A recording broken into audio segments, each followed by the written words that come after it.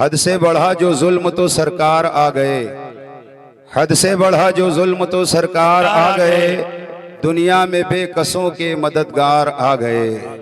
हद से बढ़ा जो जुल्म तो सरकार आ गए, दुनिया में बेकसों के मददगार आ गए।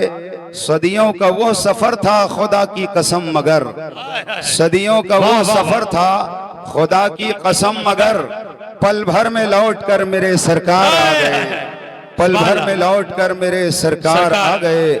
उसमें भी मसलहत थी खुदाए करीम की, उसमें भी मसलहत थी खुदाए करीम की। लेकर उमर जो हाथ में तलवार आ गए, लेकर उमर जो हाथ में तलवार आ गए। और आज के इस जलसे की सजावट बनावट देख करके मक्ता पढ़ना पड़ रहा है कि साहिर यहाँ के फैज का आलम न पूछिए, साहिर यहाँ के फैज का आलम न पूछिए। लगता है आज बज़्म में सरकार आ गए, लगता है आज बज़्म में सरकार आ गए। साहिर यहाँ के फैज का आलम न पूछिए, लगता है आज बज़्म में सरकार आ गए।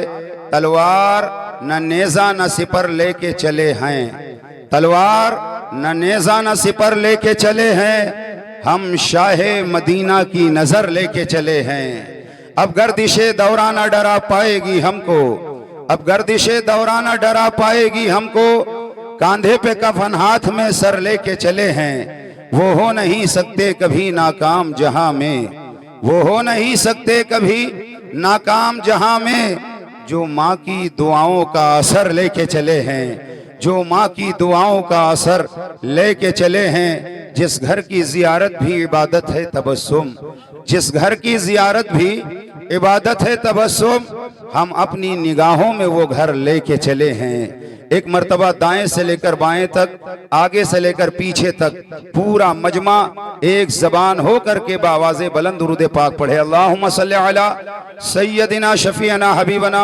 मौलाना मुहम्मदिन बारिक वसल्लिम सलातुम व सलामुन अलैका या रसूल अल्लाह सल्लल्लाहु तआला अलैहि व बारका वसल्लम। दुनिया के पहले इंसान कौन? पूरी दुनिया में सबसे पहला आदमी कौन?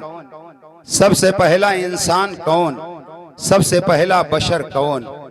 पूरी दुनिया में सबसे पहले हजरत सैयदना आदम अला नबीना अलैहि सलातु व तस्लीम की जलवागरी हुई और अल्लाह ने लिबासे बशर में सबसे पहले आदम अलैहिस्सलाम को दुनिया में भेजा। आदम अलैहिस्सलाम से पहले कोई आदमी नहीं, कोई इंसान नहीं, कोई बशर नहीं। सबसे पहले अल्लाह ने अपनी कुदरत कामिला से आदम अलैहिस्सलाम को पैदा फरमाया और आदम अलैहिस्सलाम से ही इंसानों की आबादी का सिलसिला शुरू हुआ है। पूरी दुनिया में कोई कहीं भी पैदा हो, अगर वो पैदा हो रहा है तो वो आदम की औलाद है। चाहे वो उत्तर प्रदेश में पैदा हो, वो आदम की औलाद है। चाहे वो बांग्लादेश में पैदा हो, आदम की औलाद है। चाहे वो अफगानिस्तान में पैदा हो, आदम की औलाद है। चाहे वो अफ्रीका में पैदा हो, आदम की औलाद है। चाहे वो सीरिया में पैदा हो, आदम की औलाद है। चाहे वो मक्के में पैदा हो, आदम की औलाद है। चाहे वो मदीने में पैदा हो, आदम की औलाद है। चाहे वो चीन में पैदा हो, आदम की औलाद है। चाहे वो जापान में पैदा हो, आदम की औलाद है। और वो आदमी ही नहीं जो आदम की औलाद ना हो, वो इंसान ही नहीं जो आदम की औलाद ना हो। जो अयोध्या में पैदा हो वो भी आदम की औलाद है, जो काशी में पैदा हो वो भी आदम की औलाद है, जो मथुरा में पैदा हो वो भी आदम की औलाद है। मगर अल्लाह ने सबसे पहले आदम अलैहिस्सलाम को पैदा फरमाया और जन्नत में रखा। जब तक मेरे रब ने चाहा आदम अलैहिस्सलाम जन्नत में रहे, जन्नत की नेमतों से लुत्फ अंदोज होते रहे, जन्नत के गुलो गुलजार का मुशाहिदा करते रहे। मगर अल्लाह ने आदम अलैहिस्सलाम को जब जन्नत से जमीन पर उतारा, तवज्जो, अल्लाह ने आदम को जन्नत से जमीन पर जब उतारा तो अरब में नहीं उतारा, कहीं और नहीं उतारा। अल्लाह ने आदम को जन्नत से जमीन पर जब उतारा तो भारत की सरजमीन पर उतारा है। भारत की सरजमीन पर उतारा है। गोया एक नबी जमीन पर सबसे पहले अगर कहीं तशरीफ लाया है तो वो नबी भारत की सरजमीन पर तशरीफ लाया है। भारत की सरजमीन पर आदम अलैहिस्सलाम सबसे पहले तशरीफ लाए, और आदम अलैहिस्सलाम जब भारत में तशरीफ लाए तो सुनिए, कुछ लोग कहते हैं आदम अलैहिस्सलाम को अल्लाह ने खता की बुनियाद पर जन्नत से निकाला। मैं कहता हूं अगर आदम अलैहिस्सलाम से वो खताए इज्तिहादी ना सरजद होती तो दुनिया की आबादी का सिलसिला शुरू ना होता। जमीन पर आदम के तशरीफ लाने में बहुत सारी हिकमतें हैं, मगर एक हिकमत मैं आपको बताता हूं। आदम अलैहिस्सलाम अगर जन्नत में रहते तो पुश्ते आदम में जो नबी के गद्दार हैं, जो नबी के दुश्मन हैं, वो छुपे रहते और जन्नत में टहलते रहते, जन्नत में घूमते रहते। अल्लाह ने आदम को जमीन पर उतारा ताकि जो नबी के गद्दार हैं, पुश्ते आदम में छुपे हुए हैं, वो जन्नत से निकल जाएं। मालूम ये हुआ कि जन्नत नबी के गद्दारों के लिए नहीं है, जन्नत नबी के दुश्मनों के लिए नहीं है। अरे जन्नत तो नबी के वफादारों के लिए है, जन्नत तो नबी के आशिकों के लिए है। जभी तो मेरे इमाम ने बरेली शरीफ से झूम कर कहा, तुझसे और जन्नत से क्या मतलब, मुनाफिक दूर हो, हम रसूलुल्लाह के जन्नत रसूल। नारे तकबीर, नारे रिसालत, सरकार की आमद, दिलदार की आमद, नारे तकबीर, नारे रिसालत। आपके इल्म में इजाफा हो जाए, ये बात शायद आप पहली बार सुन रहे हो।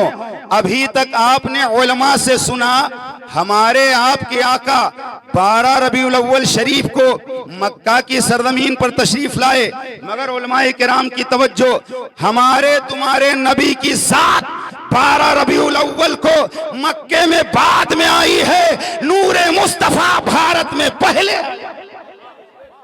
नूरे मुस्तफा भारत में पहले आया है, क्योंकि आदम जब जमीन पर तशरीफ लाए तो उस वक्त आदम की पेशानी में नूरे मुस्तफा मौजूद था, नूरे मुस्तफा मौजूद था। गोया पेशानी आदम के हवाले से भारत में नूरे मुस्तफा पहले तशरीफ लाया है। हम भारत में रहते हैं, हमें कोई दुश्वारी नहीं है, हमें फक्र है कि हम भारतीय मुसलमान हैं, हमें फक्र है कि हम भारतीय मुसलमान हैं, क्योंकि एक नबी जमीन पर अगर कहीं तशरीफ लाया तो सबसे पहले भारत की सरजमीन पर, और नूरे नबी अगर जमीन पर सबसे पहले कहीं आया है तो भारत की सरजमीन पर आया। और पुश्ते आदम के हवाले से अगर देखा जाए तो 1,24,000 अंबिया व मुरसलीन कमोबेश भारत में तशरीफ लाए। पुश्ते आदम के हवाले से 1,24,000 कमोबेश अंबिया व मुरसलीन भारत में तशरीफ लाए। और जब आदम अलैहिस्सलाम जन्नत से जमीन पर भारत में तशरीफ लाए तो जन्नत में अंधेरा नहीं, जन्नत में तारीकी नहीं, जन्नत में उजाला ही उजाला, जन्नत में रोशनी ही रोशनी। आदम जब जमीन पर जन्नत से तशरीफ लाए और जब रात आई, अंधेरा फैला, तो तफसीर नई भी उठा करके पढ़िएगा। आदम अलैहिस्सलाम ने जब अंधेरा देखा, आप पर वहशत तारी हुई, कुछ घबराहट महसूस हुई। अल्लाह ने जिब्रील अमीन से फरमाया, जिब्रील जाओ और आदम अलैहिस्सलाम की खिदमत में जाकर अजान पढ़ो, अजान पढ़ो। गोया जमीन पर सबसे पहले अगर कहीं अजान हुई है तो भारत की सरजमीन पर हुई है। सबसे पहले जिब्रील ने जमीन पर अजान पढ़ी तो कहीं और नहीं, भारत की सरजमीन पर अजान पढ़ी। तवज्जो, आज भारत में रहने वालों को अजान से तकलीफ होती है, मैं उनसे कहना चाहूंगा, अरे कान खोल करके सुन लो, जमीन पर सबसे पहले भारत में अजान हुई है। वो अजान न कल बंद हुई थी, न आज बंद हुई है, न कयामत तक भारत में अजान बंद होगी। मिलादुन्नबी, नारे तकबीर। अजान बंद करवाने वाले बंद हो गए। न अजान कल बंद हुई थी, ना आज बंद हुई है, ना आइंदा बंद होगी। और एक झगड़े का हल हो गया कोरोना महाकाल में, जब सुन्नी मुसलमान मुर्दा दफन करने के बाद कब्रिस्तान में अजान पढ़ता था, तो कुछ लोग कहते थे अब अजान क्यों पढ़ी जाती है, कौन सी नमाज होगी जो कब्रिस्तान में अजान पढ़ी जाती है। लेकिन जब कोरोना का दौर आया तो आपने देखा होगा, रात के जैसे ही 10 बजते थे, सारे लोग अपनी अपनी छतों पर चढ़ जाते थे और अजान पढ़ते थे, अजान पढ़ते थे। और सारे लोग यानी अकीदे पर यहां झगड़ा नहीं, जो जिंदगी भर अजान पर झगड़ा करते रहे, वो भी अपनी छत पर खड़े होकर अजान पढ़ते रहे। मैंने एक साहब से पूछा, आप लोग तो कहते थे कब्रिस्तान में अजान क्यों पढ़ी जाती, अब कौन सी नमाज होगी, मुझे बताएं। रात में 10 बजे अपने छत पर खड़े होकर अजान क्यों पढ़ते हो? तो उन्होंने जवाब दिया, अजान इसलिए पढ़ता हूं ताकि बीमारी भाग जाए, परेशानी दूर हो जाए, सारी तकलीफ मिट जाए।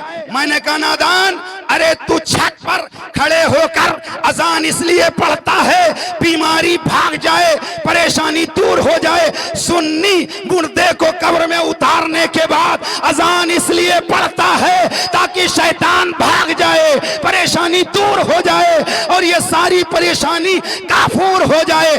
पता चला कि अजान पढ़ना, जो हम अजान पढ़ते थे कोई गलत नहीं करते थे, जब मुसीबत आई तो वो भी अजान पढ़ने लगे। और हम तो भारत में रहते हैं, कोई अजान बंद करवाना चाहे भारत में अजान बंद नहीं करवा सकता। अल्लाह ने जिब्रील को भारत में भेजा, सबसे पहले जमीन पर जिब्रील अमीन ने अजान पढ़ी। और आदम अलैहिस्सलाम जब जन्नत से जमीन पर तशरीफ लाए, उलमा जानते 300 साल तक आदम अलैहिस्सलाम रोते रहे, आंसू बहाते रहे। मगर ए भारत में रहने वालों, खुश हो जाओ, हमारे तुम्हारे बाप आदम अलैहिस्सलाम की जब तौबा कबूल हुई, वसीला हमारे तुम्हारे नबी को बनाया। मगर आदम की जो तौबा कबूल हुई वो कहीं और नहीं, भारत की सरजमीन पर उनकी तो भारत की सरजमीन पर आदम की तौबा कबूल हुई। और आदम अलैहिस्सलाम की जब तौबा कबूल हुई तो आपने बतौरे शुक्राना नमाज अदा की। गोया जमीन पर सबसे पहले अगर अजान पढ़ी गई है तो भारत की सरजमीन पर अजान पढ़ी गई है। सबसे पहले आदम ने भारत की सरजमीन पर नमाज अदा किया है। सुभान अल्लाह, सुभान अल्लाह। और आगे सुनिए, आदम अलैहिस्सलाम इसी भारत से, और यह गैर मुनकसिम भारत, आदम अलैहिस्सलाम भारत से पैदल चलकर आपने 1000 उम्रे अदा फरमाए, 40 हज अदा फरमाए भारत से पैदल जाकर के, और 1000 उम्रे अदा फरमाए। गोया ये फक्र हमारे भारत को हासिल है कि सबसे पहला हाजी भारत में। ये हमें फक्र है कि हम भारत में रहते हैं। और 40 हज अदा फरमाए, 1000 उम्रे अदा फरमाए। और जितना बोल रहा हूं ना, सुनी सुनाई नहीं बोला, अल्हम्दुलिल्लाह मेरे पास दलाइल के अंबार है। आला हजरत ने हमें खाली नहीं छोड़ा है, दलील नहीं दलाइल के अंबार हैं। आदम अलैहिस्सलाम के आने से पहले 2000 साल पहले अल्लाह ने काबा शरीफ तामीर करवा दिया। आदम के आने से 2000 साल पहले अल्लाह ने काबा शरीफ फरिश्तों से तामीर करवा दिया था। आदम अलैहिस्सलाम ने 40 हज 1000 उम्रे अदा फरमाए। अच्छा, आदम अलैहिस्सलाम जब जन्नत से भारत आए तो जमीन पर पहला कदम दाहिना रखा कि बायां? जब आदम अलैहिस्सलाम जमीन पर तशरीफ लाए तो आपने पहले दाहिना कदम रखा या बायां कदम रखा? एक बात मैं आपसे पूछूंगा, आप हजरात जब मस्जिद जाते हो तो मस्जिद में जब दाखिल होते हो तो पहले दाहिना कदम रखते कि बायां, और जब निकलते हो तब बायां। मस्जिद क्या है? जन्नत की क्यारियों में से एक क्यारी है। जब जन्नत में जाते हो पहले दाहिना कदम रखते हो, जन्नत से निकलते हो बायां कदम रखते हो। तो आदम सरापा जन्नत से जमीन पर तशरीफ ला रहे थे, इसलिए आदम ने भारत की सरजमीन पर जब कदम रखा तो पहले बायां कदम रखा। और आज भी सरंदीप के पहाड़ पर हजरत आदम के कदम का निशान, आज भी आदम अलैहिस्सलाम के कदम का निशान मौजूद है। और फिर आदम अलैहिस्सलाम से सिलसिला बढ़ा, आदम अलैहिस्सलाम से सिलसिला बढ़ा। अल्लाह खालिकु कुल्ला शय, अल्लाह हर शय का पैदा करने वाला, हर शय का खालिक अल्लाह है। जमीन का खालिक अल्लाह है, आसमानों का खालिक अल्लाह है। सितारों को पैदा किया अल्लाह ने, चांद को पैदा किया अल्लाह ने, सूरज को पैदा किया अल्लाह ने, सिदरा को पैदा किया अल्लाह ने, जन्नत को पैदा किया अल्लाह ने, जहन्नम को पैदा किया अल्लाह ने, अर्श को पैदा किया अल्लाह ने, कुर्सी को पैदा किया अल्लाह ने, लौह को पैदा किया अल्लाह ने, कलम को पैदा किया अल्लाह ने, हामिलीन अर्श को पैदा किया अल्लाह ने, मलाइका मुकर्रबीन को पैदा किया अल्लाह ने, जिब्रील अमीन को पैदा किया अल्लाह ने, मीकाईल को पैदा किया अल्लाह ने, इसराफील को पैदा किया अल्लाह ने, इज़राइल को पैदा किया अल्लाह ने, अंबिया मुरसलीन को पैदा किया अल्लाह ने, बहरो पर को पैदा किया अल्लाह ने, खुशको तर को पैदा किया अल्लाह ने, लालो गुहर को पैदा किया अल्लाह ने, बरगो समर को पैदा किया अल्लाह ने, आलमे दुनिया को पैदा किया अल्लाह ने, आलमे बरज़ख को पैदा किया अल्लाह ने, आलमे हैवानात को पैदा किया अल्लाह ने, आलमे जमादात को पैदा किया अल्लाह ने, आलमे जबरूत को पैदा किया अल्लाह ने, आलमे नासूत को पैदा किया अल्लाह ने, सारी कायनात को पैदा किया अल्लाह ने। मगर फकीर का जुमला दिल की तख्ती पर नोट करना, सारी कायनात में खुदावंदे कुद्दूस की जुमला मखलूकात में सबसे अफजल वाला हमारा नबी है, सबसे बुलंदो वाला हमारा नबी है, सबसे ज्यादा शान व अजमत वाला हमारा नबी है, सबसे ज्यादा कुव्वत व ताकत वाला हमारा नबी है, सबसे ज्यादा कुव्वत व ताकत वाला हमारा नबी है, सबसे ज्यादा हुस्न व जमाल वाला हमारा नबी है, सबसे ज्यादा फजलो कमाल वाला हमारा नबी है, सबसे ज्यादा जूदो नवाल वाला हमारा नबी है। और ये खाली हम नहीं कहते, मिंबर पर बैठे हुए यही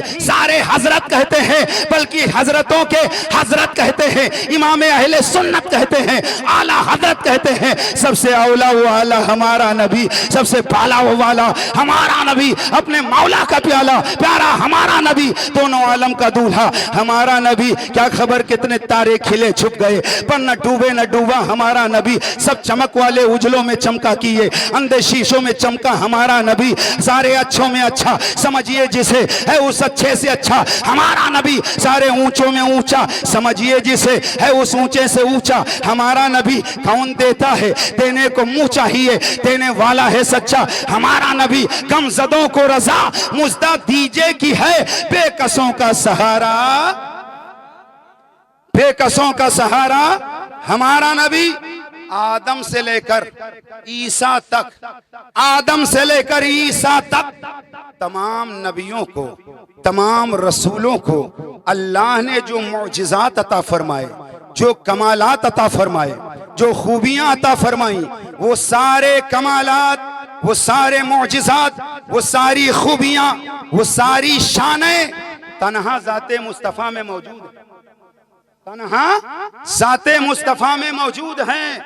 चाहे वो इल्म की खूबी हो, चाहे वो अमल की खूबी हो, चाहे वो हिल्म की खूबी हो, चाहे वो खल्क की खूबी हो, चाहे वो खुल्क की खूबी हो। और मैं तो कहता हूँ वो खूबी खूबी ही नहीं जो ज़ाते मुस्तफ़ा में मौजूद ना हो, वो कमाल कमाल ही नहीं जो ज़ाते मुस्तफ़ा में मौजूद ना हो, वो जमाल जमाल ही नहीं जो ज़ाते मुस्तफ़ा में मौजूद ना हो। हुस्न यूसुफ दमे ईसा यदे बैज़ा दारी, आचे खूबा हमादारन तू तन, आचे खूबा हमादारन तू तन्हा दारी।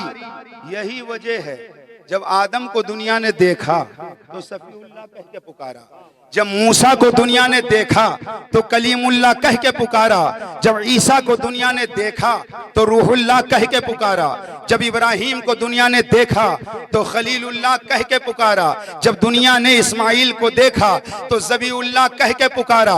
मगर देखने वाले ने जब सैयदा आमिना के लाल को देखा, देखने वाले ने जब रहमतुल लिल आलमीन को देखा, देखने वाले ने जब सैयदुल मुरसलीन को देखा, देखने वाले ने जब रसूल कायनात को देखा, देखने वाले ने जब जाने कायनात को देखा, देखने वाले ने जब रूहे कायनात को देखा, देखने वाले ने जब असले कायनात को देखा, तो गोया पुकार उठा, सरवर कहूं कि मालिको मौला कहूं तुझे, सरवर कहूं कि मालिको मौला कहूं तुझे, बागे खलील का गुले सेबा कहूं तुझे, तेरे तो वस्फ आएबे तनाही से है बरी, हैरान हूं मेरे शाह कि क्या क्या कहूं तुझे। लेकिन रजा ने खत्म सुखन इस पे कर दिया, खालिक का बंदा खल्क का आका कहूं तुझे। नारे तकबीर, नारे रिसालत, जश्न ईद मिलादुन नबी, सरकार की आमद, दिलदार की आमद, नारे तकबीर, नारे रिसालत। हजरत अबू हुरैरा रदी अल्लाह ताला अन्हु से पूछिए नबी कैसे थे, तो फरमाते मा राइतु शैअन अहसना मिन रसूलिल्लाहि सल्लल्लाहु अलैहि वसल्लम, मैंने सरकार से ज्यादा खूबसूरत कोई चीज देखी ही नहीं। हजरत जाबिर बिन समरा से पूछो, फरमाते हैं 14वीं रात का चांद चमक रहा था, मैं टहलते टहलते मस्जिद नबवी पहुंच गया, मैंने देखा एक तरफ आसमान का चांद चमक रहा है, दूसरी तरफ मदीने का चांद चमक रहा है। सहाबी फरमाते हैं कभी उधर कभी इधर, कभी इधर कभी उधर, मैं देखता रहा और ये सोचता रहा लाओ पता लगाऊं आसमान का चांद ज्यादा खूबसूरत है या मदीने का चांद ज्यादा खूबसूरत है। सहाबी की बात सुनो, वो फरमाते हैं जब मैंने दोनों में मुआजिना किया तो मुझे तो ऐसा लगा कि आसमान का चांद मदीने के चांद से हुस्न की खैरात मांग रहा है। जब ही तो किसी कहने वाले ने कहा मैं वो शायर नहीं जो चांद कह दूं उनके चेहरे को, मैं उनके नक्शे पापे चांद को कुर्बान करता हूं। चांद से तशबीह देना ये भी क्या इंसाफ है, चांद में तो दाग है, हजरत का चेहरा साफ है। वो शेर अहले सुन्नत मौलाना हशमत अली खान फरमाते हैं या रसूल अल्लाह चेहरा है तेरा आईने हुस्न इलाही, देखे तेरा जलवा तो तड़प जाए नजर भी। और अल्लामा जामी कहते हैं या साहिबल जमाल वो या सैयदल बशर में वजहकल मुनीर लकन्नु विल कमर ला युमकिनु सनाउ कमा काना हक़हु बादस खुदा बुजुर्ग तुई किस्सा। पूरी दुनिया में अंबिया और मुरसलीन के बाद सबसे अफजल मर्तबा है अबू बकर सिद्दीक रदी अल्लाह ताला अन्हु। चलो अबू बकर सिद्दीक से पूछा जाए, आप अफजलुल खल्क बादल अंबिया हैं, उठते बैठते आपने रसूलुल्लाह को देखा, सोते जागते आपने रसूलुल्लाह को देखा, खाते पीते आपने रसूलुल्लाह को देखा, रज़्मो बज़्म में आपने रसूलुल्लाह को देखा, बार बार आपने रसूलुल्लाह को देखा। ए सिद्दीक़ अकबर आप बताएं क्या आपने कभी मेरे नबी की तरह किसी को देखा है? तो सिद्दीक़ अकबर का जवाब होगा मैंने नबी की तरह किसी को देखा ही नहीं। सैयदना उमर बिन खत्ताब की बारगाह में चलकर पूछा जाए हुजूर आप बताएं आपने नबी को देखा है लेकिन क्या मेरे नबी की तरह किसी और को देखा है? तो उनका जवाब होगा मैंने नबी की तरह किसी को देखा ही नहीं। ऐ उस्मान गनी आप बताएं अल्लाह के हबीब ने यके बाद दीगरे 2 बेटियां आपको अता फरमाई, क्या आपने मेरे नबी की तरह किसी को देखा? तो उस्मान गनी का जवाब होगा मैंने नबी की तरह किसी को देखा ही नहीं। ऐ मौलाए कायनात, ऐ दामादे पैगंबर, ऐ फतह खैबर, आप तो बाबे मदीनतुल इल्म हैं, आपने नबी को देखा है, आप बताएं क्या मेरे नबी की तरह किसी और को देखा है? उनका जवाब होगा मैंने नबी की तरह किसी को देखा ही नहीं। इमाम हसन से पूछा जाए हुजूर आप बताएं क्या आपने नबी की तरह किसी और को देखा है? इमाम हसन का जवाब होगा, मैंने नाना की तरह किसी को देखा ही नहीं। इमाम हुसैन आप बताएं, आपने मेरे नबी की तरह किसी को देखा? उनका जवाब होगा, मैंने नाना की तरह किसी को देखा ही नहीं। ऐ बिलाल हबशी आप बताएं, क्या आपने मेरे नबी की तरह किसी को देखा? उनका जवाब होगा, मैंने नबी की तरह किसी को देखा ही नहीं। ऐ सलमान फारसी आप बताएं, क्या आपने मेरे नबी की तरह किसी को देखा? उनका जवाब होगा, मैंने नबी की तरह किसी को नहीं देखा। ऐ बिलाल हबशी आप बताएं, क्या आपने मेरे नबी की तरह किसी को देखा है? उनका जवाब होगा, मैंने नबी की तरह किसी को नहीं देखा। ऐ सुहेब रूमी आप बताएं, क्या आपने मेरे नबी की तरह किसी को देखा है? उनका जवाब होगा, मैंने नबी की तरह किसी को देखा ही नहीं। ऐ साद बिन नबी वक्कास आप बताएं, क्या आपने मेरे नबी की तरह किसी को देखा है? उनका जवाब होगा, मैंने नबी की तरह किसी को देखा ही नहीं। ऐ अबू तलहा अंसारी आप बताएं, क्या आपने मेरे नबी की तरह किसी को देखा है? उनका जवाब होगा, मैंने नबी की तरह किसी को नहीं देखा। ऐ अब्दुल्ला इब्ने उमर आप बताएं, क्या आपने नबी की तरह किसी को देखा है? उनका जवाब होगा, मैंने नबी की तरह किसी को नहीं देखा। अरे जिसने नबी को देखा है उसने जवाब दिया, मैंने नबी की तरह किसी को देखा ही नहीं। मगर हो सकता है कोई कहे ये तो नबी के गुलामों की बात है, ये तो नबी के आशिकों की बात है, ये तो नबी के चाहने वालों की बात है, इसलिए उन्होंने इतना लंबा चौड़ा दावा कर दिया। वरना दुनिया में एक से एक हुस्न वाले मौजूद हैं। मिस्र जाओ, हुस्न के जलवे नजर आएंगे। कश्मीर जाओ, हुस्न के नजारे नजर आएंगे। तो चलो आखिरी हवा, चलो इस वक्त फैसला ले लिया जाए और उससे पूछा जाए। इस वक्त चलो, हम नहीं पूछते कलियर वालों से, चलो हम नहीं पूछते किछौछा वालों से, चलो हम नहीं पूछते बरेली वालों से, चलो हम नहीं पूछते अजमेर वालों से, चलो हम नहीं पूछते बगदाद वालों से, चलो चल करके सिदरा वालों से पूछा जाए, सिदरा वालों से पूछा जाए। ऐ जिब्रील अमीन, हजरत आदम को आपने देखा है, हजरत शीस को आपने देखा है, हजरत यहया को आपने देखा है, हजरत नूह को आपने देखा है, हजरत इदरीस को आपने देखा है, हजरत जकरिया को आपने देखा है, हजरत मूसा को आपने देखा है, हजरत यहया को आपने देखा है, हजरत सुलेमान को आपने देखा है, हजरत ईसा को आपने देखा है, हजरत दानियाल को आपने देखा है। ऐ जिब्रील अमीन, कुरान आप लेकर आए हो, तौरेत आप लेकर आए हो, इंजील आप लेकर आए हो, ज़बूर आप लेकर आए हो, सहीफे आप लेकर आए हो। ऐ जिब्रील अमीन, मशरिक को आपने देखा है, मगरिब को आपने देखा है, शिमाल को आपने देखा है, जुनूब को आपने देखा है, अंबिया मुरसलीन को आपने देखा है, मलाइका मुकर्रबीन को आपने देखा है। ऐ जिब्रील अमीन, आप बताओ, आपने तो सारी कायनात को देखा है, क्या आपने कहीं मेरे नबी की तरह देखा है? तो गोया जिब्रील अमीन बोल पड़े, यही बोले सिदरा वाले, चमने जहां के थाले सभी मैंने छान डाले, तेरे पाए का ना पाया, तुझे यक ने एक बनाया, तुझे यक ने एक बनाया, तुझे हमद है खुदाया। गोया जिब्रील अमीन ने जवाब दिया, मैंने आदम से ईसा तक तमाम नबियों को देखा, मगर नबी की तरह किसी को नहीं देखा। मैंने मशरिक में देखा, मगर नबी की तरह किसी को नहीं देखा। मैंने मगरिब में देखा, मगर नबी की तरह किसी को नहीं देखा। मैंने उत्तर देखा, नबी की तरह किसी को नहीं देखा। मैंने दक्षिण में देखा, नबी की तरह किसी को नहीं देखा। मलाइका के झुरमुट में देखा, नबी की तरह किसी को नहीं देखा। अंबिया की सफों में देखा, नबी की तरह किसी को नहीं देखा। और मैं तो कहता हूं, भला जिब्रील अमीन मेरे नबी की तरह किसी को देखते कैसे, जब अल्लाह ने अपने नबी की तरह किसी को बनाया ही नहीं, किसी को पैदा ही नहीं किया। ना अरब में पैदा किया, ना अजम में पैदा किया, ना माजी में पैदा किया, ना हाल में पैदा किया, ना मुस्तकबिल में पैदा किया। जब तो बरेली शरीफ से इमाम अहमद रजा ने कलम उठाया और लिख दिया, इरशाद फरमाया, लम याती नजीरू कफी नजरिन मिसले तू न शुद्ध पैदा जाना, जगराज का ताज तोरे सरसू है, तुझको शहीद सरा।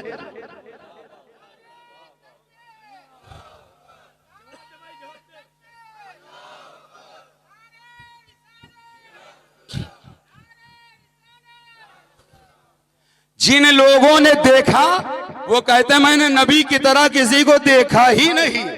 और जिनके बाप दादा ने नहीं देखा, जिनके बाप दादा ने नहीं देखा, वो कहते हैं नबी हमारी तरह है, नबी हमारी तरह है। सुनो, एक कागज वो है, सुनो, एक कागज वो है जो अखबार की शक्ल में आप दुकानों पर बैठकर पढ़ते हो, वो भी कागज है। एक कागज वो है जिस पर नाविल लिखा जाता है, पढ़ने के बाद रद्दी ढेर में वो पहुंच जाया करता है। एक कागज वो है कि जिस पर कुरान पाक लिखा जाता है।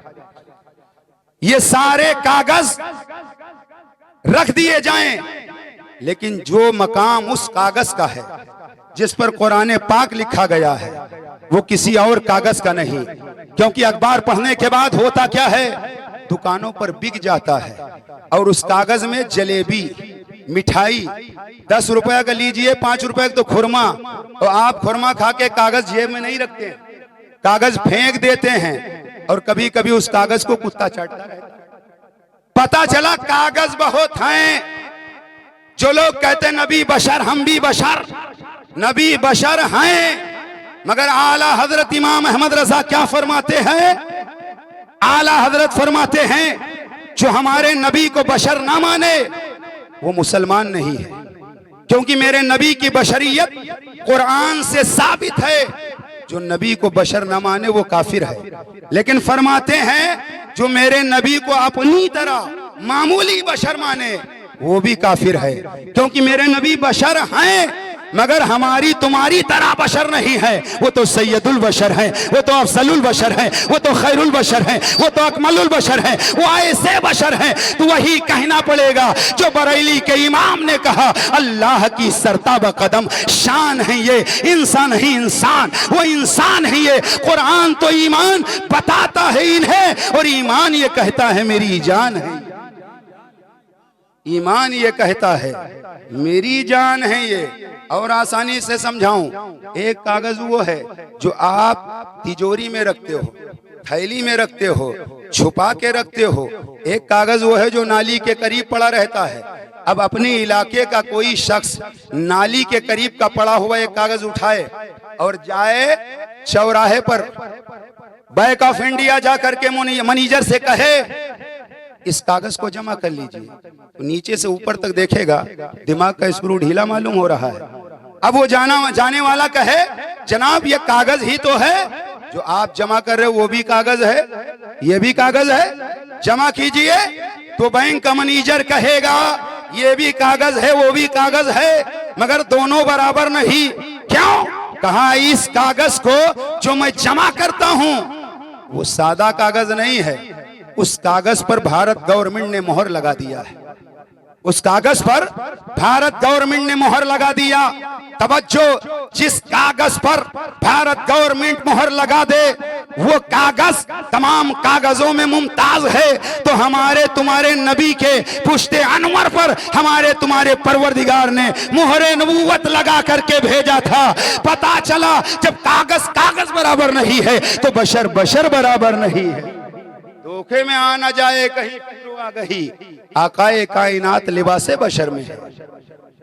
और ये कागज जिस पे भारत गवर्नमेंट मोहर लगा दे, ये कागज अगर है तो आप मिठाई खरीद सकते, आप पानी खरीद सकते, खाना खरीद सकते। पता चला भारत गवर्नमेंट जिस कागज पे मोहर लगा दे उस कागज में इतना पावर है कि उससे मिठाई खरीदी जाए, पानी खरीदी जाए, पानी खरीदा जाए। तो जिस बशर पर अल्लाह मोहरे नबूवत लगा दे उस बशर के अख्तियार का आलम यह है, इशारा कर दे तो सूरज पलट आए, इशारा कर दे तो चांद दो टुकड़े हो जाए, इशारा कर दे तो दरख्त कदमों में आ जाए, इशारा कर दे तो कंकरी कलमा गुनगुनाने लगे। हजरात, भारत गवर्नमेंट जिस कागज पर मोहर लगा दे उससे दुनिया का पानी खरीदा जा सकता है, मगर जिस बशर पर अल्लाह मोहरे नबूवत लगा दे उस मुस्तफा के सदके में हौजे कौसर का जाम मिलेगा, हौजे कौसर का जाम मिलेगा। पता चला बशर बशर बराबर नहीं, मुस्तफा सैयदुल बशर हैं, अकमलुल बशर हैं।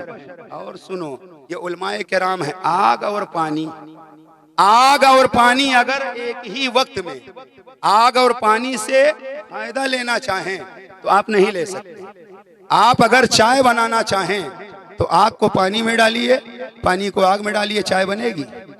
आग और पानी से अगर आप फायदा लेना चाहते हैं तो बीच में एक ऐसी चीज हो जो वसीला बन जाए। आप दौड़े हुए गए, कागज की एक पतीली लेकर आए, आपने पानी डाला, पानी ने गला दिया, आपने आग पर रखा, आग ने जला दिया, चाय बन न सकी। आप दौड़े हुए गए लकड़ी की दुकान पर, एक लकड़ी की पतीली बना दीजिए, लकड़ी की पतीली लाए, आपने गैस ऑन किया, उसके बाद जैसे ही आपने रखा, पानी डाला, लकड़ी को गैस ने जला दिया। पता चला आग और पानी से एक ही वक्त में अगर फायदा लेना है तो बीच में जो वसीला और वास्ता हो वो ऐसा हो कि आग की गर्मी भी झेले, पानी की ठंडक भी बर्दाश्त करे।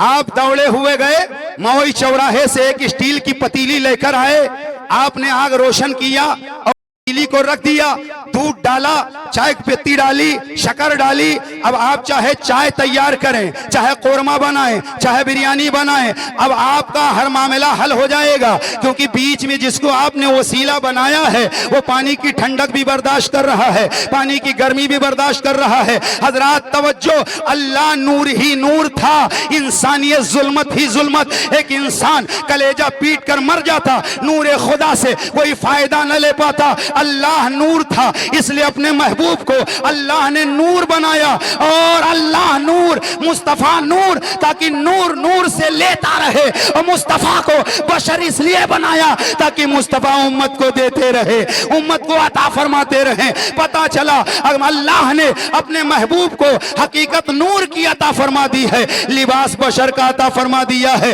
ताकि एक हाथ से अल्लाह से लेते जाए, दूसरे हाथ से बंदों को देते जाए। जब तो मेरे इमाम कहते हैं रब है मोती ये है कासिम, रिस्क उसका है खिलाते ये है, ठंडा ठंडा मीठा मीठा पीते हम है पिलाते ये हैं। कौन देता है देने को मुंह चाहिए, देने वाला है सच्चा हमारा नबी। मेरे नबी नूर भी हैं, मेरे नबी बशर भी हैं। अल्लाह ने नूर बनाया देने के लिए, बशर बनाया उम्मत को अता फरमाने के लिए। और अल्लाह का करम देखो, कोई अपना महबूब किसी को दिखाता भी नहीं है, मगर अल्लाह ने अपना महबूब हमें और आपको अता फरमा दिया। दुनिया का महबूब, अगर दो मुहिब एक महबूब से प्यार करें तो लड़ने मरने पर तैयार हो जाते हैं। वो कहता ये मेरा महबूब है, दूसरा कहता मेरा महबूब है। मगर अल्लाह के महबूब की शान देखो, करोड़ों लातादाद मुस्तफा से मोहब्बत करने वाले, मगर आशिकों में कभी झगड़ा नहीं होता। नबी के वफादार तो नबी के लिए जान देने को तैयार रहते हैं।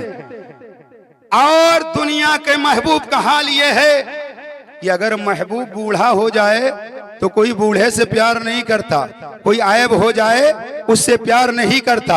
मगर अल्लाह के महबूब की शान ये है कि अल्लाह के महबूब बचपन में थे तो लाजवाब थे, जवानी में आए तो लाजवाब, बुढ़ापे में आए तो लाजवाब। और मेरे आका सल्लल्लाहु ताला अलैहि वसल्लम जमीन पर जब रहे तो लाजवाब, और मक्के में रहे तो कायनात के महबूब, मदीने में रहे तो कायनात के महबूब, सफर में रहे तो कायनात के महबूब, हजर में रहे तो कायनात के महबूब, मज़ारे मुकद्दस में है तो कायनात के महबूब। अरे 70,000 मलाइका सुबह हाजिर होते हैं, 70,000 मलाइका शाम हाजिर होते हैं, और जो एक मर्तबा आ जाता है दोबारा मौका नहीं मिलता है। अल्लाह ने अपना महबूब हमें और आपको अता फरमा दिया, और न पहले ऐसा किसी का महबूब था, न आज किसी का ऐसा महबूब है, न आइंदा किसी का ऐसा महबूब होगा, क्योंकि अल्लाह ने अपने महबूब को लाजवाब रखा है, बेमिसाल बनाया है। अल्लाह ने अपने महबूब को ऐसा बनाया है कि महबूब की तरह किसी को बनाया ही नहीं, महबूब की तरह किसी को नहीं बनाया। और जैसे ही रबीउल अव्वल शरीफ का चांद तुलू होता, आपने देखा होगा छोटे छोटे बच्चों के हाथ में झंडा, जवानों के हाथ में झंडा, बूढ़ों के हाथ में झंडा, लोगों के मकान की छतों पर झंडा। बोलो देखा है कि नहीं देखा? छतों पर झंडा होता ना, लेकिन जब आप लोग झंडा लगाते हो तो कुछ लोग कहते कहाँ लिखा है झंडा लगाओ। आज की महफिल में सुनो, ईमान ताज़ा करो, सबसे पहले आमदे रसूल के मौके पर झंडा किसने लगाया? रसूलुल्लाह की आमद पर सबसे पहले झंडा लगाने वाले जिब्रील अमीन है। झंडा लगाने वाले जिब्रील अमीन, लगवाने वाला रब्बुल आलमीन। और खुदा के घर खाने काबा में झंडा लगाया जा रहा है। अल्लाह ने आमदे महबूब के मौके पर अपने घर में झंडा लगा करके ये बता दिया, जब खुदा के घर में झंडा लगाया जा सकता है तो हमारे तुम्हारे घरों में बदरजे औला झंडा लगाया जा सकता, बदरजे औला झंडा लगाया जा सकता। एक रवायत ये है कि रसूल पाक की आमद पर एक झंडा मशरिक में, यानी पूरब में, दूसरा झंडा मगरिब में, एक झंडा खाने काबा की छत पर। और काबा शरीफ जहां है दुनिया का बीचों बीच है, दुनिया का बीचों बीच है। और एक रवायत है कि 3 झंडे, एक हजरत आमिना की छत पर, दूसरा बैतुल मुकद्दस की छत पर, तीसरा खाने काबा की छत पर। हजरात, अब मैं आपका जहन चाहूंगा, थोड़ी सी तवज्जो कीजिए। रसूल पाक की आमद पर काबे की छत पर झंडा लगाया, बात समझ में आती है, मगर दुनिया के एक कोने में, दुनिया के दूसरे कोने में झंडा क्यों लगाया गया, इसको समझिए। दुनिया के हर मुल्क का कोई ना कोई परचम होता है। हम भारत में रहते हैं, हमारे यहाँ का जो कौमी परचम है वो तिरंगा परचम है, वो तिरंगा परचम है। हर साल 15 अगस्त को, 26 जनवरी को हम परचम लहराते हैं। अगर कोई शख्स भारत का रहने वाला 15 अगस्त का जश्न मनाए भारत में और झंडा लेकर चले और कहे इस बार 15 अगस्त का जश्न हम अफगानिस्तान में चलकर मनाएंगे, चलते चलते जैसे ही अफगानिस्तान के बॉर्डर पर पहुंचेगा उसे रोक लिया जाएगा, कहां जा रहे हो? वो कहेगा अफगानिस्तान। नहीं जा सकते। कहा क्यों? कागज हमारे दुरुस्त हैं, वीजा हमारे पास है, पासपोर्ट हमारे पास है, चेक कर लीजिए। उसने कहा सब ठीक है मगर अफगानिस्तान नहीं जा सकते। कहा क्यों? कहा इसलिए नहीं जा सकते कि तुम्हारे हाथ में भारत का लहराता हुआ परचम है। ये परचम वहीं तक लहराया जाएगा जहां तक भारत की सरहदों सीमा है, जहां पर भारत की हुकूमत है। दूसरी जगह पर यह परचम लहराता हुआ लेकर नहीं जा सकते।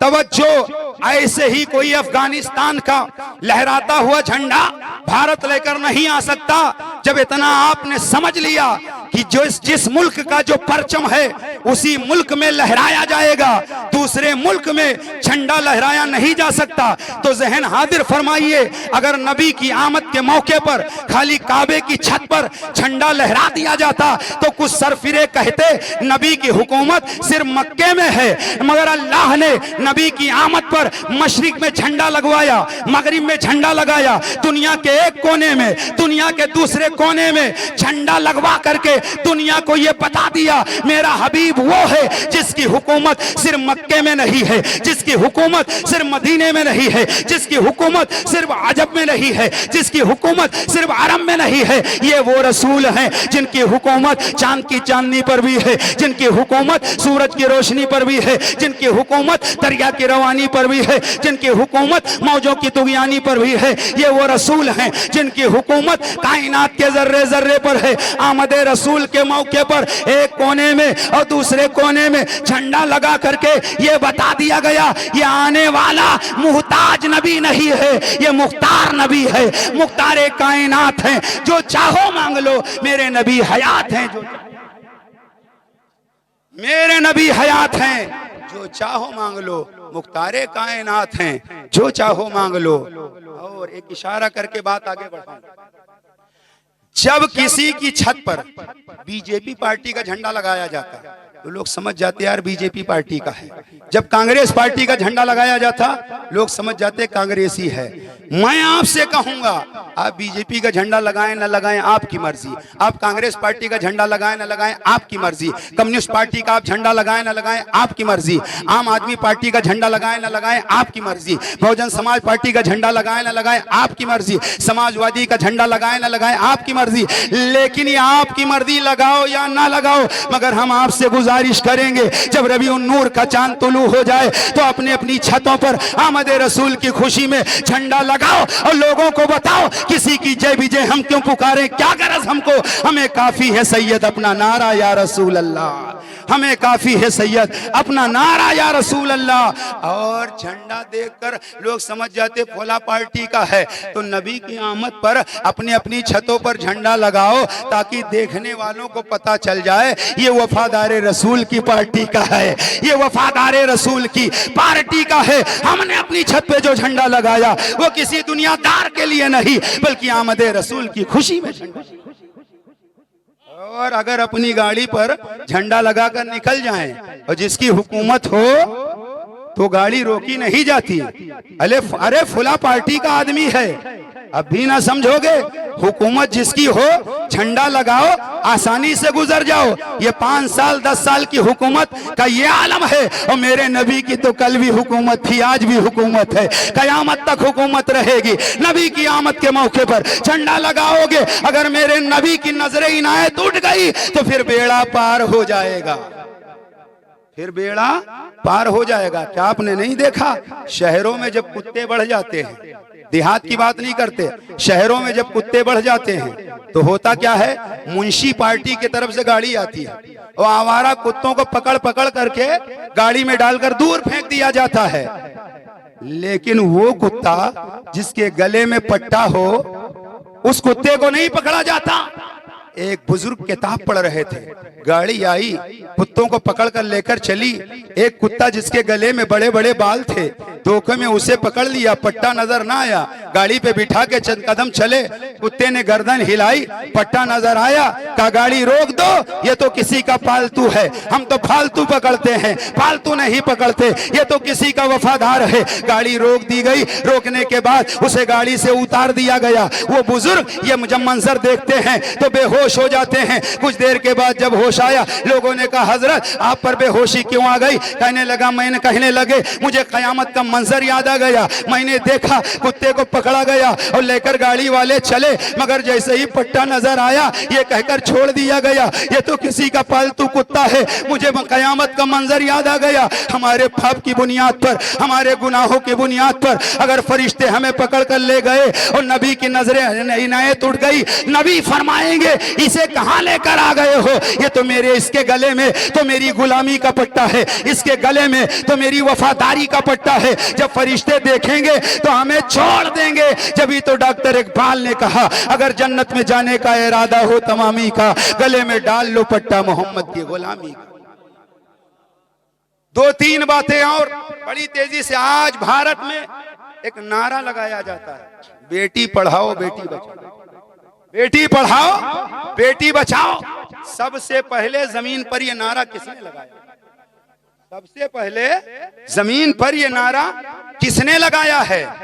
सबसे पहले जमीन पर, सुनो, आज से 1450 साल पहले जमीन पर बेटी बचाओ का नारा जिसने सबसे पहले लगाया है, उस जात का नाम है जनाब मोहम्मदुर रसूल। बेटी बचाने का नारा लगाना आसान है, मगर बेटी बचाना बहुत मुश्किल है। आए दिन अखबारों को नहीं पढ़ते, न्यूज नहीं पढ़ते, बेटी दिल्ली में महफूज नहीं, बेटी महाराष्ट्र में महफूज नहीं, बेटी ट्रेनों में महफूज नहीं, बेटी स्टेशनों पे महफूज नहीं। नारा लगा देना आसान है, बेटी बचाओ, ये नारा आसान है, मगर अल्लाह की कसम मेरे मुस्तफा ने उस वक्त बेटी को बचाया है जब दुनिया में बेटियों को सगा बाप गड्ढा खोद करके अपने हाथों से गाड़ रहा था, जब बाप अपनी बेटी को जमीन में दफन कर रहा था, उस वक्त रहमतुल्लिल आलमीन बन करके मेरे आका दुनिया में तशरीफ लाए और लोगों को बताया बेटी बाप के लिए जहमत नहीं है, बेटी बाप के लिए रहमत है, बेटी बाप के लिए रहमत है। ये आमदे रसूल का सदका है, वरना मंडियां लगती थी, बाजारों में गुलाम खरीदे और बेचे जाते थे। अगर किसी की माँ बेवा हो जाती थी तो माँ को बेच दिया जाता था। मेरे नबी की आमद से पहले का अगर आप हाल पढ़ोगे आप सोचने पर मजबूर हो जाओगे। ये तो आमिना के लाल की आमद का सदका है कि आज मंडियां नहीं लगती, आज ताजिरों की तरह, आज ताजिर इंसानों की खरीदो फरोख्त खुलेआम नहीं करते। अगरचे दर पर्दा बहुत सारे लोग इस जुर्म में मुब्तला हैं, लेकिन आओ मेरे आका सल्लल्लाहु ताला अलैहि वसल्लम की शान मुलाहिदा करो। मेरे आका के दौर में एक शख्स जिसका नाम दहिया था, बड़े हसीनो जमील थे, बड़े वजीह थे, बड़े शकील थे, बड़े खूबसूरत थे, इतने हसीन थे, जब गली से निकलते तो अरब की औरतें छुप छुप करके आपको देखती, इतने हसीन थे। लेकिन मेरे मुस्तफ़ा की एक दिन नजर पड़ गई। मेरे आका ने रात की तन्हाई में अपने मालिक की बारगाह में दुआ किया, ए इलाहुल आलमीन, इतने हसीन नौजवानों को जहन्नम में ना डाल। ए मेरे खालिक, ए मेरे मालिक, यहया को इस्लाम की तौफीक अता फरमा दे। वो किसी और की दुआ कबूल हो या ना हो, हमारे तुम्हारे नबी अगर दुआ कर दें, अल्लाह अपने हबीब की दुआ को शर्फ कबूलियत से नवाज देता है। हमारे तुम्हारे नबी ने दुआ किया, या अल्लाह दहिया को इस्लाम की दौलत से माला माल कर दे। सवेरा होता है, दहिया कल्बी बारगाह मुस्तफ़ा में आते हैं और कहते हैं, इस्लाम की खूबियां बयान कीजिए। मेरे आका ने इस्लाम की खूबियां बयान की। उसके बाद मेरे आका ने फरमाया, मैं अल्लाह का नबी हूँ, एक अल्लाह की इबादत करो जो वहदहू ला शरीक है। बहुत सारी बातें बयान की। दहिया कल्बी ने कहा, या रसूल अल्लाह, दिल तो चाहता है मुसलमान हो जाऊं, मगर मुझे एक डर सता रहा है, मेरे दिल में एक खौफ है, और मुझे मालूम है कि आपका खुदा मेरी खता को माफ नहीं करेगा। मेरा इतना बड़ा पाप है कि आपका रब उसे माफ नहीं करेगा। मेरे आका फरमाते, दहिया तेरा कौन सा जुर्म है, तेरी कौन सी खता है, तेरा कौन सा वो पाप है? तो दहिया कहते हैं, ए अल्लाह के नबी, मैं अपने खानदान का सरबराह, मैं अपने खानदान का सरबराह हूं, और मेरे खानदान में जो भी बच्ची पैदा होती है उसे जमीन में जिंदा गाड़ दिया जाता है। मैंने अपने खानदान के 70 घरों की बच्चियों को एक एक करके जमीन में दफन कर दिया है। या रसूल अल्लाह, मैं डर रहा हूं, अल्लाह मेरे इस पाप को माफ नहीं करेगा। मैंने बहुत सारी बच्चियों को जमीन में गाड़ दिया है। मेरे आका से ये अर्ज कर रहे थे, दहिया रो रहे थे। जिब्रील अमीन हाजिर हुए और कहा, या रसूल अल्लाह, अल्लाह ने सलाम भेजा है और कहा मेरे महबूब से कह दो कि वो दहिया से कह दे, आइंदा अगर ऐसे जुर्म का इर्तिकाब नहीं करेंगे तो अल्लाह उनकी पिछली गलतियों को माफ फरमा देगा, उनकी खताओं को बख्श देगा। मेरे आका ने फरमाया, दहिया ये तुम्हारे लिए मुज़्दा है, खुशखबरी है। दहिया ने कलमा पढ़ लिया और जब दायरे इस्लाम में दाखिला ले लिया तो दहिया फिर रोने लगे। मेरे आका ने फरमाया, दहिया अब क्यों रो रहे हो? तो दहिया ने कहा, या रसूल अल्लाह, एक मेरा जुर्म और है जो बड़ा भयानक जुर्म है। मेरे आका फरमाते हैं, दहिया बयान करो। दहिया कहते हैं, या रसूल अल्लाह, मैं सफर पर जा रहा था, मेरी बीवी हामिल से थी, मेरी औरत हामिला थी। मैं जब जाने लगा, मैंने अपनी बीवी से कहा, अगर लड़का पैदा हो जाए तो उसकी हिफाजत करना, अगर लड़की पैदा होगी तो जमीन में गड्ढा खोद करके दफन कर देना। या रसूल अल्लाह, मैं सफर के लिए रवाना हो गया। कई महीने के बाद जब मैं वापस आया, दरवाजे पर दस्तक दिया तो मेरे दरवाजे पर दस्तक देने के बाद एक छोटी सी बच्ची आई, उसने दरवाजा खोल दिया। और जब उसने दरवाजा खोला, मैंने अपने घर में इस बच्ची को देखा तो मुझे गुस्सा और बढ़ गया, मेरे घर में ये बच्ची कौन है? हजरात, दहिया कहते, या रसूल अल्लाह सल्लल्लाहु अलैहि वसल्लम, मैंने बच्ची से पूछा, तू कौन है? तो बच्ची ने कहा, मैं इस घर के मालिक की बेटी हूँ। इतना दहिया ने जब सुना तो कहा, इस घर का मालिक तो मैं ही हूँ। बस क्या था, बच्ची ने दहिया के पांव पकड़ लिए। ए बाबा, कहाँ थे आप? इतने दिनों के बाद आप आ रहे हैं, कब से मैं आपका इंतजार कर रही थी। ए बाबा, आप इतने दिनों तक कहाँ गायब थे? दहिया कहते हैं, या रसूल अल्लाह, मेरा दिल तो चाह रहा था उस बेटी को सीने से लगा लूं, पेशानी का बोसा ले लूं, मगर मैं डर रहा था, जमाने के लोग क्या कहेंगे, खानदान के लोग क्या कहेंगे। हमारी बेटियों को जिंदा जमीन में गाड़ दिया और अपनी बेटी से मोहब्बत कर रहा है।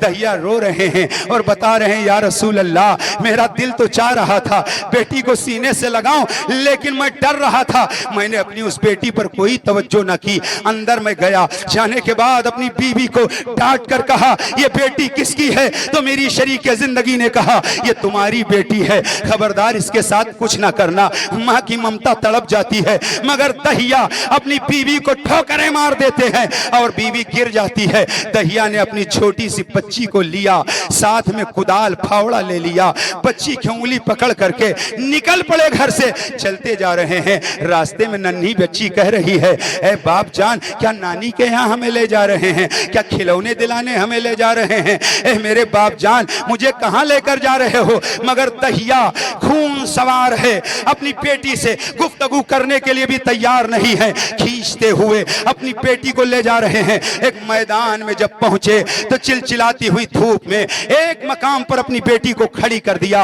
और उसके बाद फावड़ा और कुदाल से गड्ढा खोदना शुरू कर दिया। गड्ढा खोदते जा रहे हैं, पसीने में शराबोर हैं, मगर वो नन्ही बेटी है, गले में छोटा सा दुपट्टा है, उतार करके आगे बढ़ती है। बाप की पेशानी से पसीना पहुंच कर कहती है, ए बाबा गड्ढा किस लिए खोद रहे हैं?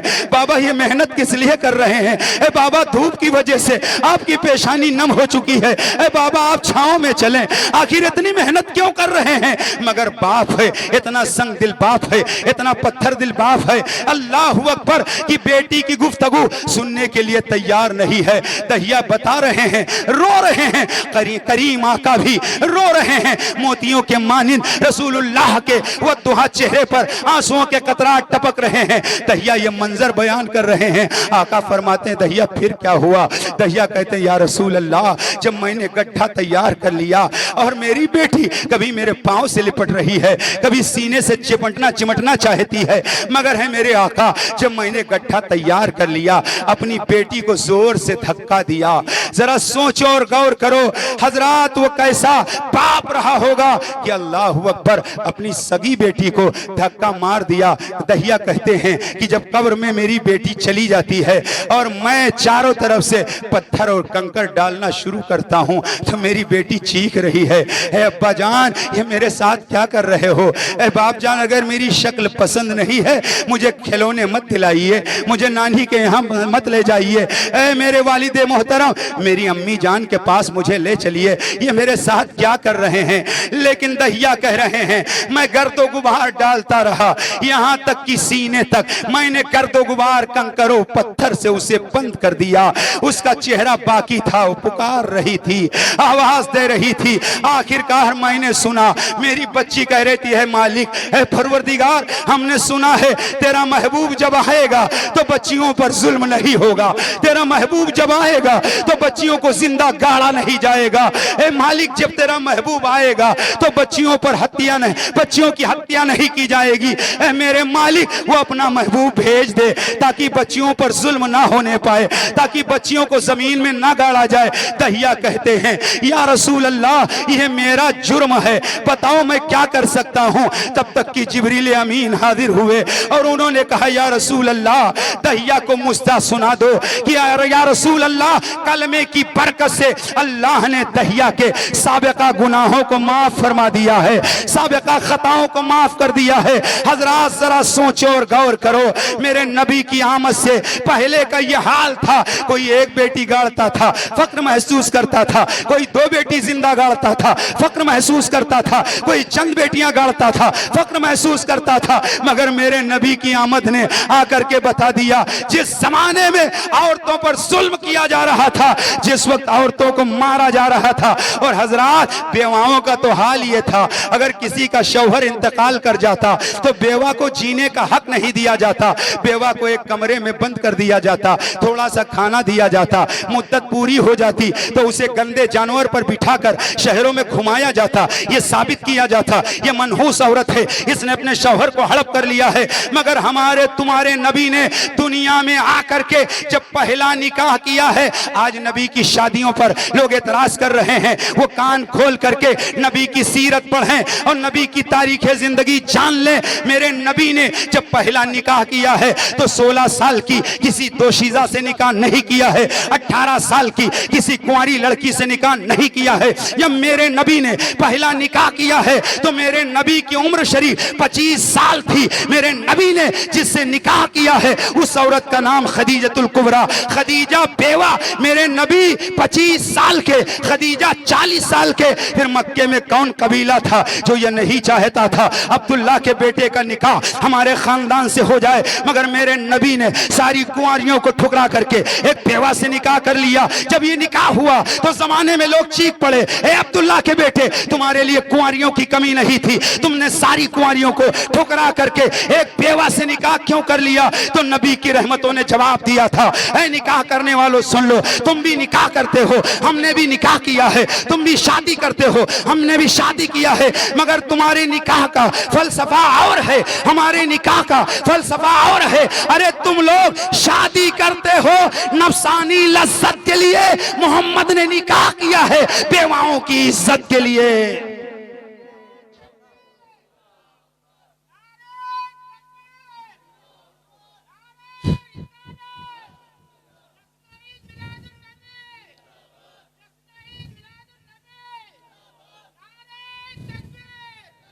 मेरे नबी ने बेवा से निकाह करके कयामत तक के लिए बेवाओं की इज्जत में 4 चांद लगा दिया है, बेवाओं के वकार को बढ़ा दिया है, बेवाओं की इज्जत को बढ़ा दिया है। मेरे नबी ने बेवा को सीने से लगा दिया और बेवा का मकाम बढ़ा दिया। अब अगर कोई बेवा किसी मनसब को हासिल कर ले और वो ये कहे ये हमारे खानदान का सदका है, मैं कहूंगा ये सदका तेरे खानदान का नहीं है, ये सदका अहमद मुख्तार का है, ये सदका मदीने के ताजदार का है। मेरे नबी ने बेवाओं को सीने से लगाकर कयामत तक के लिए बेवाओं का मकाम बढ़ा दिया। और जानते हो औरतों को तो मनहूस समझा जाता था, मेरे नबी ने जन्नत ला करके मां के कदमों में डाल दिया और इरशाद फरमाया अल जन्नतु तहता अक़दामिल उम्महात। मेरे आका ने फरमाया जन्नत तुम्हारी माओं के कदमों के नीचे है। और मेरे आका ने यह नहीं फरमाया कि जो मां नमाज पढ़ती हो उसी मां के कदम के नीचे जन्नत है, जिस मां ने हज किया हो उसी मां के कदम के नीचे जन्नत है, जो मां रोजा रखती हो उसी मां के कदम के नीचे जन्नत है, जो मां मुत्तकी हो उसी मां के कदमों के नीचे जन्नत है। नहीं, मेरे आका ने मुतलक फरमाया, अल्लाह ने मेरे नबी ने मुतलक फरमाया जन्नत तुम्हारी माओं के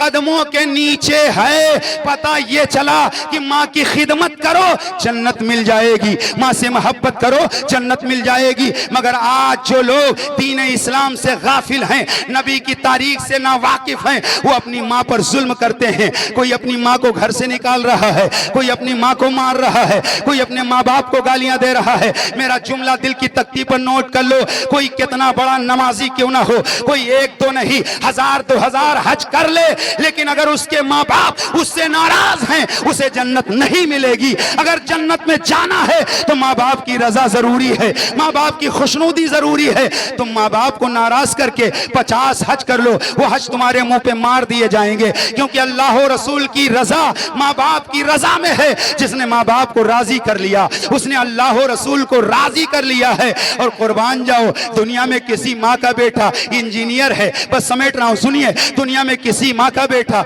इंजीनियर है, दुनिया में किसी माँ का बेटा डॉक्टर है, दुनिया में किसी माँ का बेटा मास्टर है, दुनिया में किसी माँ का बेटा डायरेक्टर है, दुनिया में किसी माँ का बेटा प्रोफेसर है, दुनिया में किसी माँ का बेटा सिपाही है, दुनिया में किसी माँ का बेटा थानेदार है, दुनिया में किसी माँ का बेटा चौकीदार है, दुनिया में किसी माँ का बेटा वो टीआई है, दुनिया में किसी माँ का बेटा वजीर है, दुनिया में किसी माँ का बेटा वजीर आजम है, दुनिया में किसी माँ का बेटा हाफिज कुरान है, दुनिया में किसी माँ का बेटा कारिये कुरान है, दुनिया में किसी माँ का बेटा वली कामिल है, दुनिया में किसी माँ का बेटा सहाबी रसूल बना। लेकिन सैयदा आमिना तुम्हारे कदमों पर मेरे माँ बाप कुर्बान हो जाए। तुम्हारे शहजादे की शान ये है कि लोग दुनिया में आने के बाद मकाम हासिल करते हैं, लेकिन ऐ आमिना तुम्हारे शहजादे की शान ये है कि तुम्हारा शहजादा दुनिया में आने के बाद नबी नहीं बना, बल्कि वो नबी बनकर जलवागर हुआ,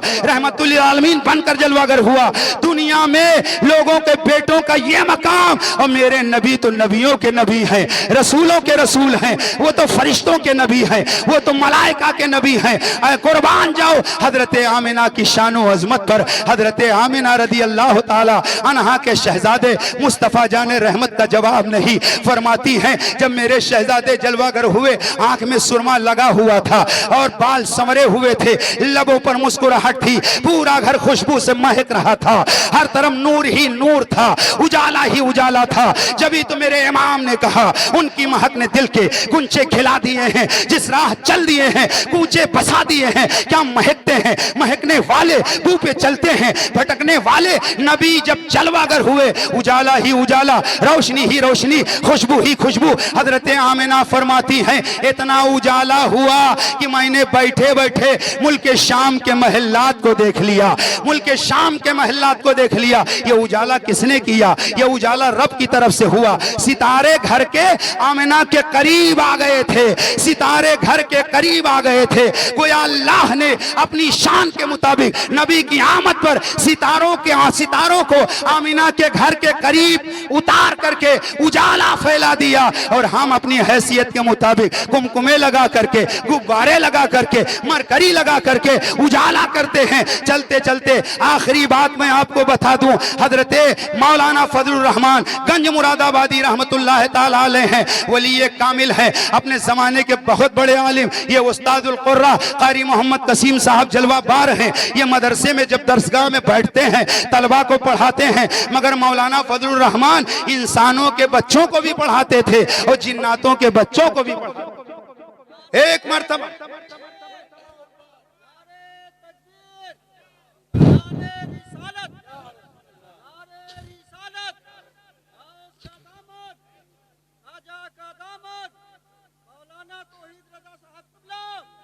पता कैसे चला?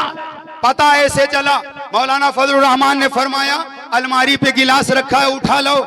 तलबा उठे, कोई चंद कदम बढ़ा, कोई 2-4 कदम बढ़ा, एक बच्चा वहीं से हाथ बढ़ाकर गिलास उठाकर हाजिर कर देता है। लोगों ने कहा हुजूर ये कौन सा बच्चा है, हम लोग तो वहां पहुंचे नहीं, इसने हाथ बढ़ा करके गिलास उठा दिया। तुम जानते हो मौलाना फजलुर रहमान ने फरमाया ये देखने में तुम्हारी तरह है, खाने पीने में तुम्हारी तरह है, उठने बैठने में तुम्हारी तरह है, मगर ये तुम्हारी तरह नहीं है, ये इंसानों का बच्चा नहीं, ये तो जिन्नात का बच्चा है। मौलाना फजलुर रहमान हर साल रबीउल अव्वल की पहली तारीख आती तो जानते हो मिट्टी के दिया जलाते, उजाला ही उजाला, और सैकड़ों की तादाद में मिट्टी के दिया जलाते, तेल डाल देते और मिट्टी के दिए रोशन कर देते। हर साल का ये मामूल था। एक मर्तबा 12 का डबल आ गया, कहने लगा हजरत हमने सुना था आप बहुत बड़े आलिम दीन हैं, हमने सुना था आपके यहाँ जिन्नातों के बच्चे पढ़ते हैं और इतने बड़े बिदाती हो। मौलाना फजलुर रहमान ने कहा मैंने कौन सी बिदात किया है? कहा ये नबी की आमद पर चिराग जलाए हो, ये इसराफ है, फजूल खर्ची है, क्यों जलाए हुए हो? मौलाना फजलुर रहमान ने कहा अच्छे नहीं लगते। उसने कहा नहीं। कहा पसंद नहीं है? कहा नहीं। कहा बुझा दीजिए। वो आगे बढ़ा, इजाजत मिल गई थी, एक चिराग को फूंक मार दिया और आगे बढ़ा, दूसरे को फूंक मारा। जब पलट कर देखा पहला जल रहा है, तीसरे को बुझाया, दूसरा जल रहा है, चौथे को बुझाया, तीसरा जल रहा है, पांचवें को बुझाया, चौथा जल रहा है, छठे को बुझाया, पांचवां जल रहा है, सातवें को बुझाया, छठा जल रहा है, आठवें को बुझाया, सातवां जल रहा है। ये मंजर देखा तो कहने लगा मौलाना बात समझ में आ गई, मैं चिराग बुझाते जाता हूं, आप जिन्नातों से चिराग जलवाते जाते हो। तो मौलाना फजलुर रहमान ने कहा था जालिम ये चिराग मैंने अपने बाप की आमद की खुशी में नहीं जलाए हैं, अरे इन चिरागों को मैंने रसूल पाक की आमद की खुशी में जलाए हैं, इसलिए इन चिरागों को कोई बुझा नहीं सकता। जब तो शायर ने कहा नूरे खुदा है कुफ्र की हरकत पे खंदाजन, फूकों से ये चिराग बुझाया ना जाएगा, फानूस बन के जिसकी हिफाजत हवा करे वो शम्मा क्या बुझे जिसे रोशन खुदा करे। मौलाना फजलुर रहमान ने बता दिया ये चिराग नबी की आमद के मौके पर हमने जलाए हैं। मालूम ये हुआ कि नबी के गद्दारों को आमद रसूल की रोशनी पसंद नहीं आती है, अच्छी नहीं लगती है, लेकिन नबी के वफादारों का हाल ये है अपना घर भी रोशन करते हैं, महल्ला भी रोशन करते हैं, दुकानों मकान भी रोशन करते हैं। मेरे आला हजरत ने फरमाया लहद में इश्क रूखे शय का दाग लेके चले, अंधेरी रात सुनी थी चिराग लेके चले। ये चिरागे मोहब्बत अगर आपने अपने दिल में रोशन कर लिया तो आपकी कब्र में उजाला होगा, कब्र में लाइट होगी, कब्र में रोशनी होगी। आला हजरत फरमाते हैं, आला हजरत फरमाते हैं कब्र में लहराएंगे ताहशर चश्मे नूर के जलवा फरमा होगी जब तलात रसूलुल्लाह की। यही वो चिरागे मोहब्बत है जिसे सिद्दीक़ अकबर ने रोशन किया, यही वो चिरागे मोहब्बत है जिसे फारूक आजम ने रोशन किया, यही वो चिरागे मोहब्बत है जिसे उस्मान गनी ने रोशन किया, यही वो चिरागे मोहब्बत है जिसे मौला अली ने रोशन किया, यही वो चिरागे मोहब्बत है जिसे सहाबा ने रोशन किया, यही वो चिरागे मोहब्बत है जिसे इमाम आजम अबू हनीफा ने रोशन किया, यही वो चिरागे मोहब्बत है जिसे इमाम शाफई ने रोशन किया, यही वो चिरागे मोहब्बत है जिसे इमाम मालिक ने रोशन किया, यही वो चिरागे मोहब्बत है जिसे इमाम अहमद इब्ने हंबल ने रोशन किया, यही वो चिरागे मोहब्बत है जिसे इमाम राजी ने रोशन किया, यही वो चिरागे मोहब्बत है जिसे इमाम मालिक ने रोशन किया, यही वो चिरागे मोहब्बत है जिसे गौसे आजम ने रोशन किया, यही वो चिरागे मोहब्बत है जिसे गरीब नवाज ने रोशन किया, यही वो चिरागे मोहब्बत है जिसे कुतुबुद्दीन बख्तियार काकी ने रोशन किया, यही वो चिरागे मोहब्बत है जिसे मखदूम अशरफ जहांगीर सिमनानी ने रोशन किया, यही वो चिरागे मोहब्बत है जिसे मखदूम किछौछवी ने रोशन किया, यही वो चिरागे मोहब्बत है जिसे ताजदारे महरेरा ने रोशन किया, यही वो चिरागे मोहब्बत है जिसे इमाम इश्क व मोहब्बत आला हजरत ने रोशन किया, यही वो चिरागे मोहब्बत है जिसे हुज्जतुल इस्लाम ने रोशन किया, यही वो चिरागे मोहब्बत है जिसे मुफ्ती आजम ने रोशन किया, हाँ हाँ यही वो चिरागे मोहब्बत है जिसे पीरो मुर्शिद ताजुल शरिया ने रोशन किया। आला हजरत फरमाते हैं लहद में इश्क रुखे शय का दाग लेके चले, अंधेरी रात सुनी नबी की मोहब्बत का चिराग अपने दिल में रोशन कीजिए और नबी की मोहब्बत में आप खर्च कीजिए, आप नबी की मोहब्बत में तन मन धन से कुर्बान हो जाइए और मोहब्बतें दुनिया की सब दम तोड़ देंगी। एक मोहब्बत है जो कब्र में भी काम आएगी, हश्र में भी काम आएगी, मैदान क़यामत में भी काम आएगी, और वो मोहब्बत है मेरे मुस्तफ़ा की, वो प्यार है मेरे आका का। आला हजरत सरकार फरमाते हैं आज ले उनकी पनाह, आज मदद मांग उनसे, कल ना मानेंगे क़यामत में अगर मान गया। ये महफिल नूर जिंदाबाद।